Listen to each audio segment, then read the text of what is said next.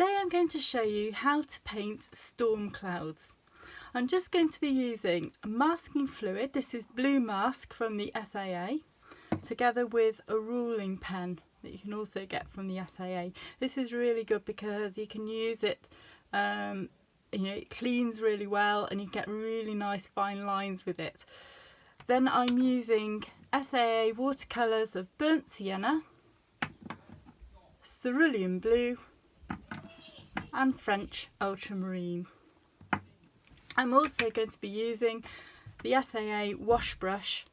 You see it's a nice big brush, number 16. I've already prepared the masking fluid. As you can see here, it's blue, so you can see where I've put this nice lightning strike here, and it's already dried, and so I'm ready for the paint now. And I've also already prepared in the palette some very wet colour here. The cerulean blue here with a tiny bit of the burnt sienna mixed in, and it's really wet on the corner here. I've still got some thick there. And then here, a burnt sienna on its own, the ultramarine on its own, and then two versions of the ultramarine and burnt sienna mixed together. You can see it's a bit like semi-skim milk, so it's really nice and wet. I'm going to start by putting the cerulean and burnt sienna mix, so it's mainly cerulean. It's really wet. I'm going to even add a bit more water to that there, like that. I'm just going to put the main bit of colour around here. I'm going to leave a white dry area there, white from the paper, and I'm just going to get a little bit more and just swish it right across here, being quite careless in a way with the colour because I want the different colours and tones to come out. So this is a light colour for underneath the painting. I'm going right over the lightning bolt here. The important thing about doing skies, especially the wet and wet bit, you want it to stay wet, so you have to be fairly quick with your painting. I'm just rolling the brush a bit like this, can you see? And then it blends a bit more. Just going to put a little bit of this around here as well. And I just want to smooth that bit off there where I've got hard edge. So just the damp brush, just do this with the damp brush and it'll just soften that edge a little bit.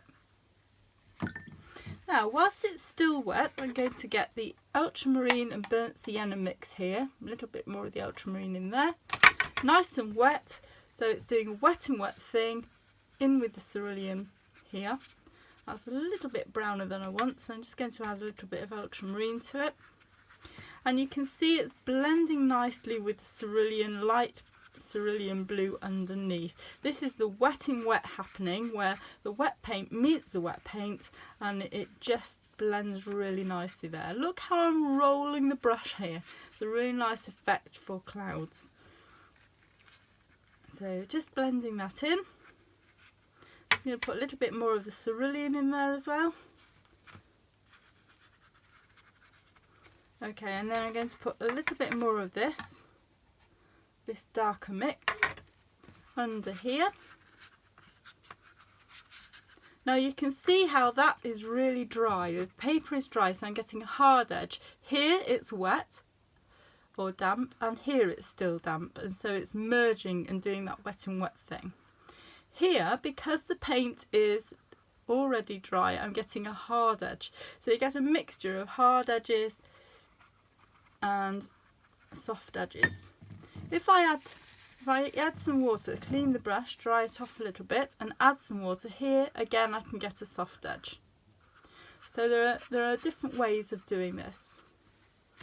Now I actually feel that mixture is just a little bit too brown, so just adding a bit more ultramarine to it. So don't be afraid of it, just go for it. If it doesn't work, have another go. And practice makes perfect.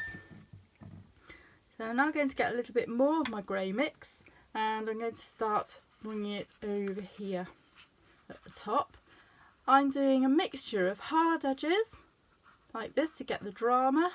Look how I'm just twiddling almost with the brush like this, and then bringing it over here.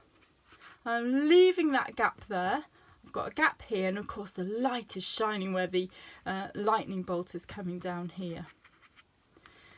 Now say you wanted a soft edge but it's already dried. What you can do is re-wet it. So say I wanted this a bit darker but I want it to be wetting wet. If I just add a little bit of water along here, be a bit careful with this, otherwise you could end up with cauliflowers, and then get the dark colour and again go over there, and it will blend because it's now wet again.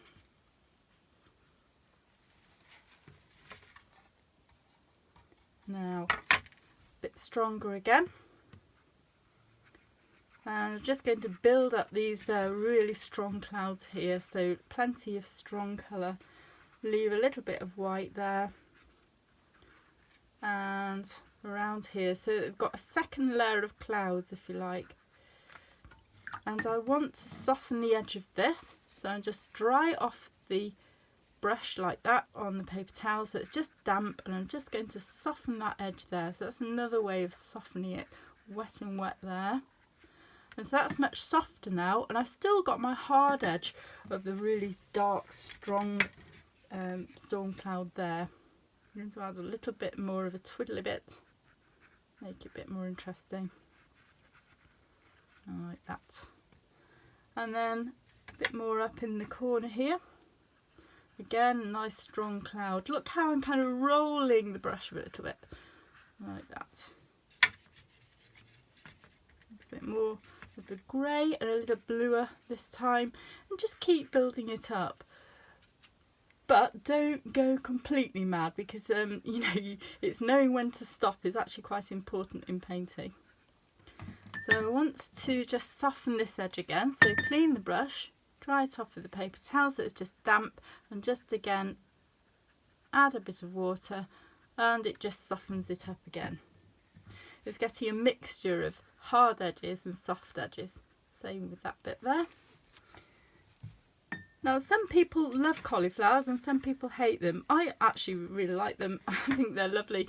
Get some very interesting effects like this. Look, it looks quite cloudy. So don't worry too much if it's not exactly planned. You know, it doesn't always matter.